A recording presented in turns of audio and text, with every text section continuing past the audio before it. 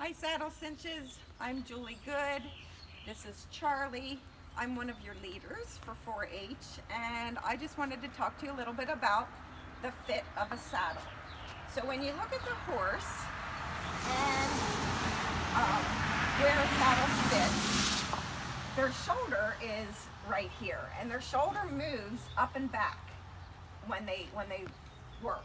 So you want to make sure your saddle isn't interfering with that. And also there's a nerve that runs right across the shoulder blade here and up the neck. So if you have your saddle placed on that nerve and it's pinching, it's going to cause the horse to have its head high in the air, and it also may cause some behavioral problems. If it's too high, what we'll do, I'm going to put an old saddle I have here on him, and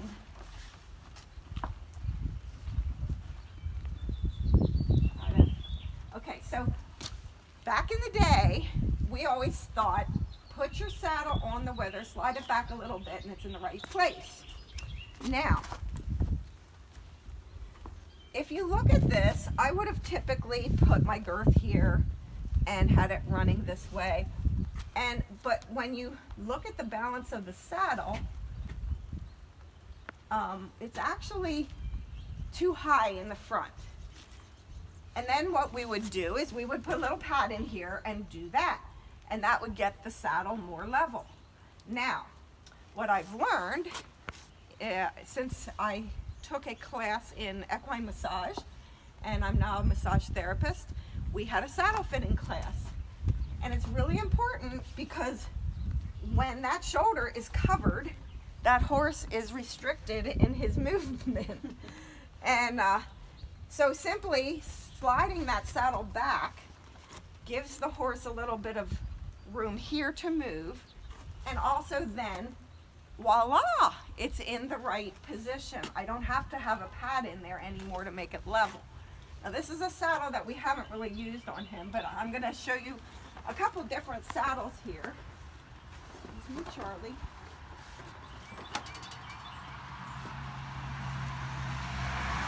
This is a saddle that Charlie had been ridden in. And while it wasn't a really bad fit, there were some problems with it for him. First of all, she was riding with it too far up. Okay, so there's the back of his shoulder is here. And if it's ridden up here, that pressure from the legs is going here, and it's also pressing on his lower back. When I take and slide it back to the correct position, which gives him a little bit of room here for his shoulder, the problem with this saddle that we found for Charlie was in the front panel.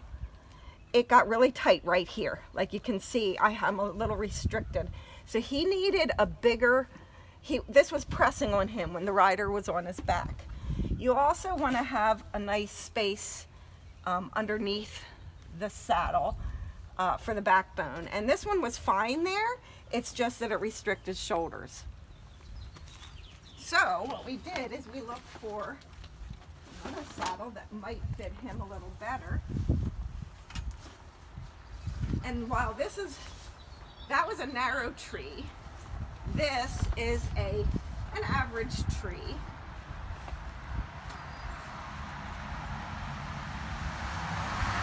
And you do want to check your saddle fit without a pad on it, because that is really actually where it is on the horse.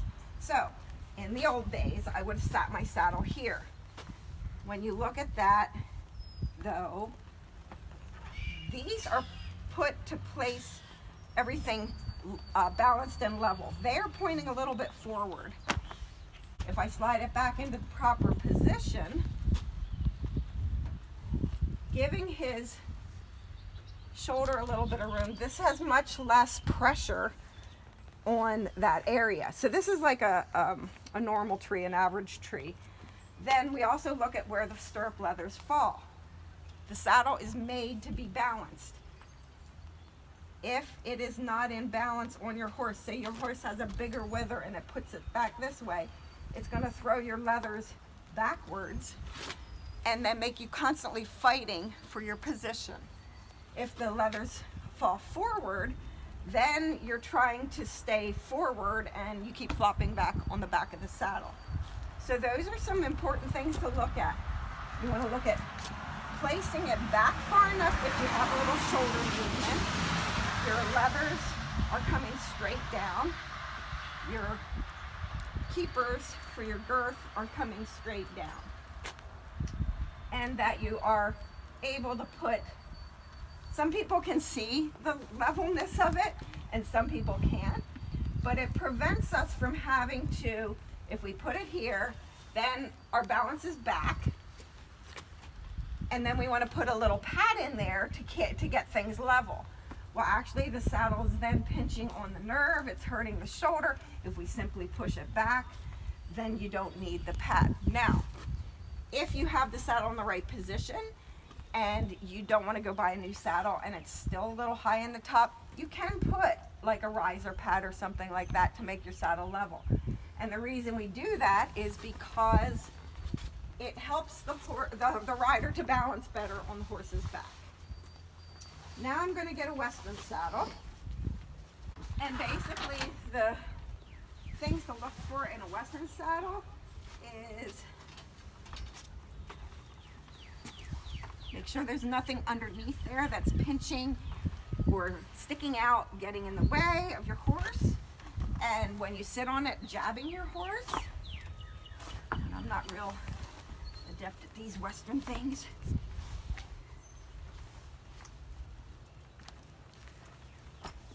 Now, your conchos, they should be balanced as well. Now, a saddle, for a Western saddle, the skirt is going to sit over the shoulder just a little bit, but you want the main part of the saddle not to be pressing on that. So where you're going to feel is up here a little bit. So you still, it's covered, the shoulder is covered, but the pressure of the saddle is back a little further. So again, stirrups they fall straight down. If we have it in the wrong place, which is really a wrong place here, it's going to be a little bit off on the angle there.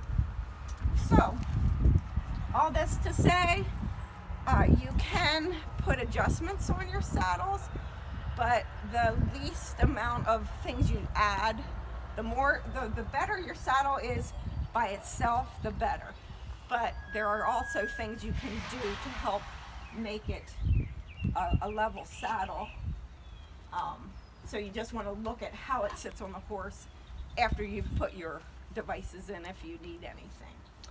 So if you have questions, you can ask one of us, the leaders, when we can finally get together again. But thank you for your attention.